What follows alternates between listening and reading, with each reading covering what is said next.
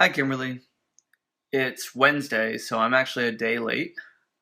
Um, but I figured I would record my responses to your questions. So last week you asked me if I thought that humanity is kind of trending in the right direction, if we're going to find maybe the U.S. specifically is going to find itself on the right side of history. And then also, what was the most impactful book for me in the last 3 months?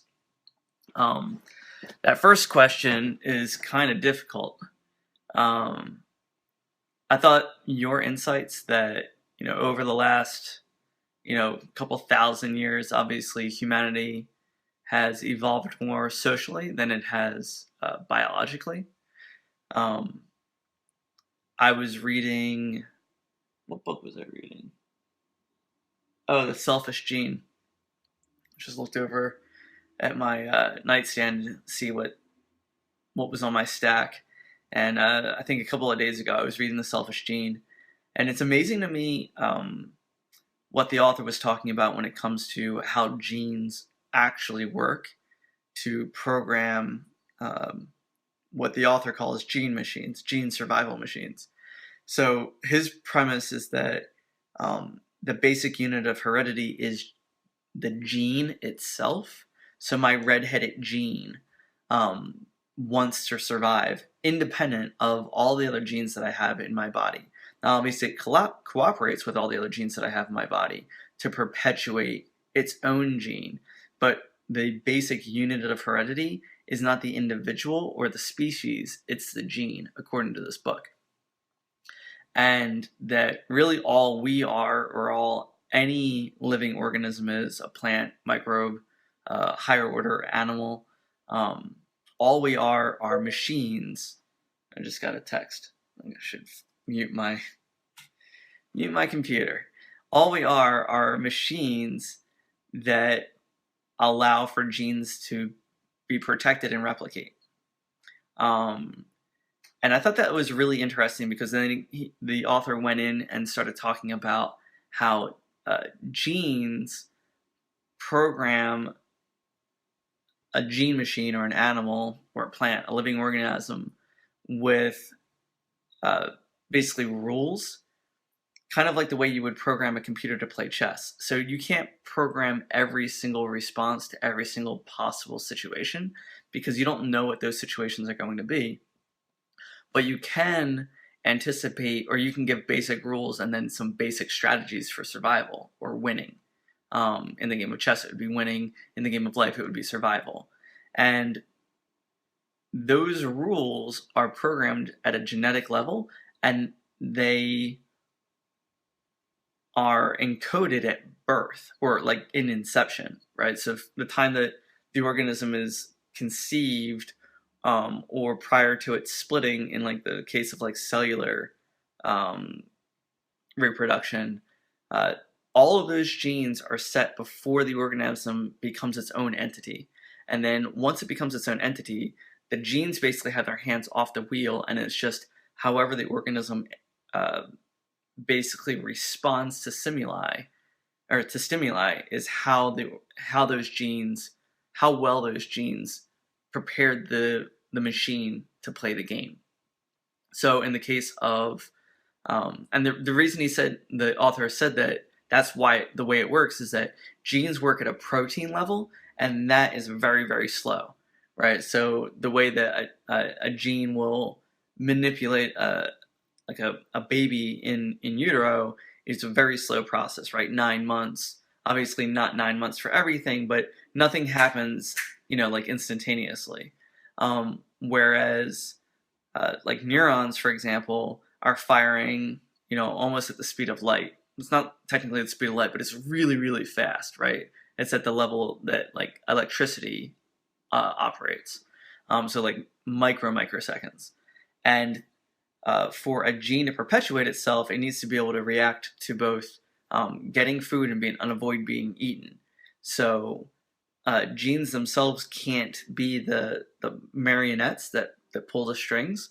So they have figured out that other cells, or cells, that can cooperate with each other and produce higher orders of coordination and abilities will allow that gene a better chance of survival. So like the neuron, the muscle, or the muscle cell, or muscle fibers, I guess you would say, sight, sound, taste, all of these things that higher order gene machines like mammals have are all mechanisms that the genes have kind of created and employed in order to give the specific genes a better chance at perpetuating themselves. So anyway, yeah, I found that to be really interesting, and one of the things that struck me in regard to your question is that basically we're on our own, right? Like the genes that we have as a human species are pretty much the genes that we're going to have. Outside of like genetic manipulation, really the best we can do is just what we had tens of thousands of years ago. You know, we're really not evolving that quickly. And like you said, it's our social structures and our understanding of our own kind of genetic makeup and the way our psychologies work that give us an advantage over the ancestors, our ancestors that we had, over the last couple millennia. So that was interesting, but I think it's also really unfortunate because if you look at our species as a whole, we're pretty scary actually. We have a tendency towards violence. We have a tendency towards hierarchies. There's a lot of things about human beings that actually, I think I was reading somewhere that Neanderthals were supposedly like a gentler species, potentially, but human beings were definitely better when it came to kind of coordinated warlike activities. One of the reasons that we were able to beat out Neanderthals and basically every other hominid in the region is that we are so good at hunting and killing. And I can see that being an advantage, but it also kind of works at a disadvantage because when we tap into some of those baser instincts, like Donald Trump has been able to do recently, it speaks to us at a primal level. Those guys are bad, we're good, let's go get them. I think everybody can at least that isn't a foreign concept, right? Everybody can at least identify with that concept, even if it's just identifying that, like, yeah, I have that urge and that I should not do that. Pretty much every world religion, with maybe some exceptions, and I'm not going to get into those, but most world religions are trying to encourage its followers to fight against the natural instincts of the human condition, right? So greed and lust and the seven deadly sins that you would find in Catholicism, the natural man that you would find in the Mormon faith, whatever the opposite of the cooling is in Buddhism, that burning desire. These are all things that are pretty common amongst religions, that there's some natural aspect of your condition that is an enemy to the divine. And that gets me to your other question, which is, what was the number one book in the last 3 months that has kind of like changed the way I view the world? And I would say it's this one. The Happiness Hypothesis is easily the most impactful book that I've read, possibly in my life, but definitely in the last 3 months. I really enjoyed some of the other books that we've read.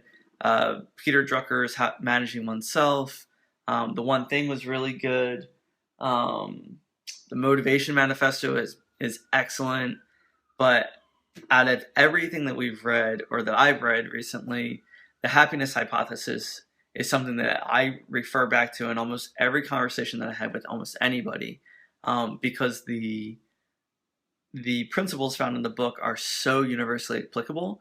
And I think it's because they speak to the same principles that the world religions and the philosophies and major philosophies speak to, which is the human condition, and how do we enhance the best parts of the human condition, and how do we kind of mitigate the worst parts of the human condition. And I think that kind of dovetails really nicely between those two questions, which is, when we talk about finding ourselves on the wrong side of history, really what you're talking about is how attentive are you being towards mitigating the worst parts of the human condition? Almost without fail, being on the wrong side of history is going to be because you've acquiesced to the animalistic nature of what it means to be human, right? You were greedy, you were aggressive, you were myopic, you were vengeful, you were brutal, right? You were superstitious or racist, like pretty much any bad-ist that you can think of. And all of those come from, closed-minded thinking or, what's the word?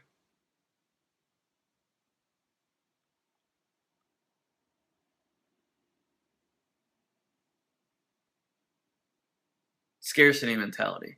So, and that's another thing that the selfish gene talks about, which is, life is about, from a genetic standpoint, life is about not being food and finding food, right, to reproduce. So it's all about perpetuating the gene, right? So how do I survive long enough to be able to reproduce? And in so doing, that basically means, how do I get enough food so I can survive long enough to reproduce? That's the only thing that the genes actually care about, is replicating themselves as many times as possible and perpetuating themselves like into the future. And part of that really is a scarcity mentality, right? That as much as we humans would like to think that there really isn't an issue of scarcity, that we can live life from an abundant perspective, I think that that's just a mental construct that we need to have in order to overcome our genetic programming.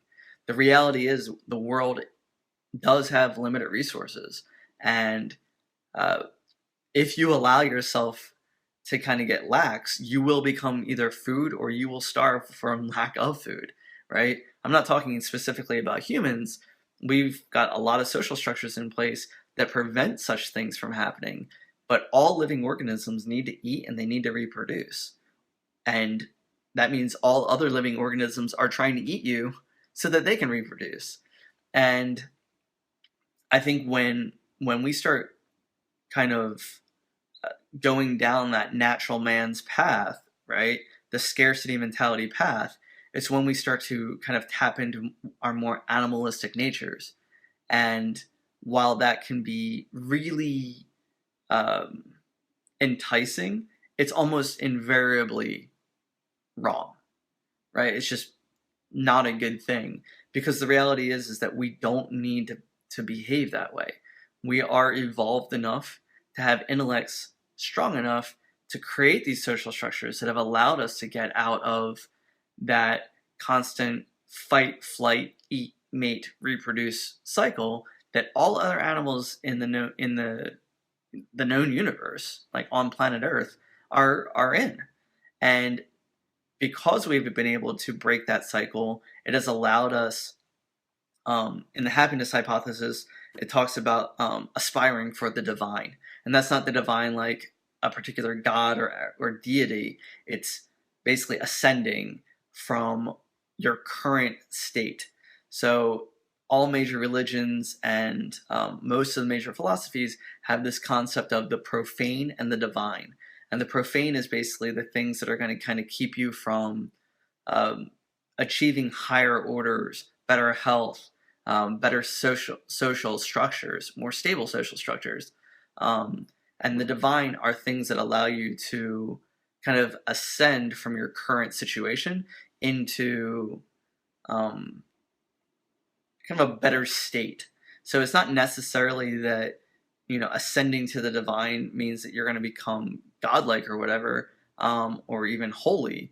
It's more along the lines of, we know instinctively humans have this, and maybe it's genetics. Maybe we, at a genetic level, understand that when we do certain things, for example, uh, when we don't keep our living conditions sanitary, it exposes us to disease, which then prevents our ability to um, procreate and perpetuate the gene, right? So our ability to, maintain sanitary conditions, proper social orders, mental health, whatever it is that we ascribe to the divine. People talk about finding alignment, or their chakras being in balance, or they feel like the spirit of God has spoken to them. In the happiness hypothesis, and I believe this is absolutely true because I've studied most of these major religions and I've dabbled in a handful of them. The thing that I've found is that there really is no unique truth amongst any of them.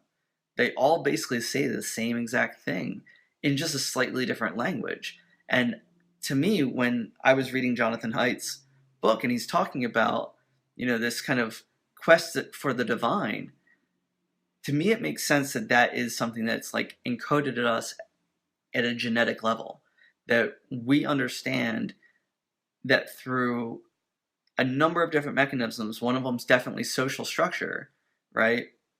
But then another part of it is just almost like our genes know that it's kind of like an abusive parent, right?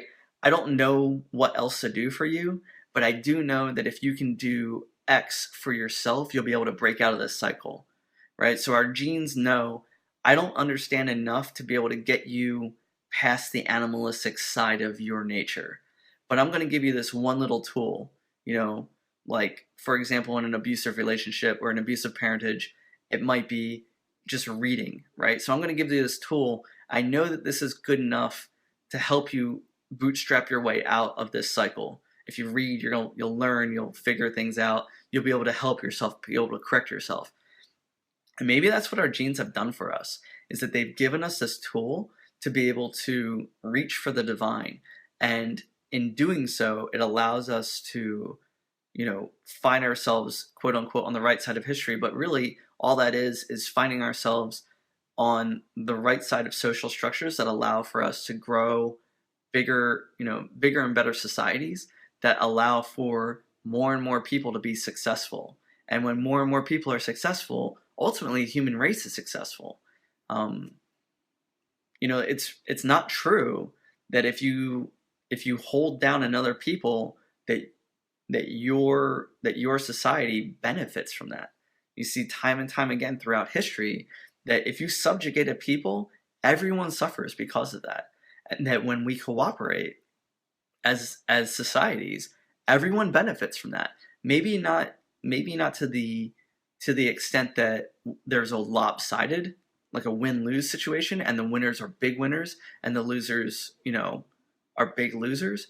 But when there's a win-win, everybody wins, and the collective win is greater than anything, than any single win could be, right? And history's proven that time and time and time again, that when we collaborate, blah blah blah, when we collaborate and we trade and we share our knowledge, that society grows by leaps and bounds, and there's so much more that we can do as a human collective. And when we are closed-minded, when we close our borders, when we close our commerce, when we subjugate other people, when we have slavery, when we have wars, that everybody collectively loses. And I think that that's really sad, because despite all of the years, all the cycles of war and famine and loss, all of the years of history that have gone by, both documented history in recent history, and then also all of the undocumented history that's in prehistory, there's this huge kind of expanse of human existence that we can draw from. And even with all of that being cataloged and recorded and then transmitted, via the printing press and the internet and everything in between, we still don't learn. It's amazing to me that we still don't learn. And I think that that's really sad. And I don't know why this video turned into a rant, but it did. I was talking to a friend of mine, Julia, today about specifically gun control, and she was saying X, and I was like, well, I believe both X and Y, gun control and no gun control, and I believe that the answer has nothing to do with gun control at all. It has everything to do with how intelligent we are as an American civilization, which sadly I think is not very intelligent at all. I think most people don't learn the basic lessons of history. We don't learn the basic lessons of responsibility. And I think part of that is because we allow ourselves to entertain those baser instincts of, what Freud would say is how would Freud put it? He would say that the reality of life is too difficult, so we indulge ourselves in distractions, or something to that effect.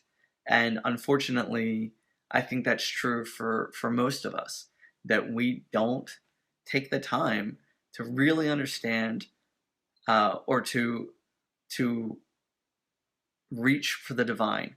We spend more time wallowing in the profane, whatever that happens to be. We don't ascend beyond our genetics. And when we don't ascend beyond our genetics, we're basically doomed to live the lives of our cave-dwelling ancestors, which is in fear and in doubt and in violence. And I think that that's sad. And unfortunately, I believe that that's never going to go away anytime in the near future. Genetics aren't on our side, and unfortunately, the way we're programmed, your genetics are a big part of the way you live your life. And everything outside of your genetics has to be learned. And unfortunately, a lot of people just don't bother learning. So, I think that it's definitely something that is worth thinking about. And it's something that I want our children to be aware of, that you are who you are, not because of how you were born, but because of the thoughts in your head. And that your brain is the single most powerful and complex entity in the known universe, right? Nothing is more complex than the human brain, and every minute that you waste using that brain for something worthwhile, for something divine, is kind of a travesty to all of existence, right? Everything in the known universe has conspired to allow us to be who we are, right?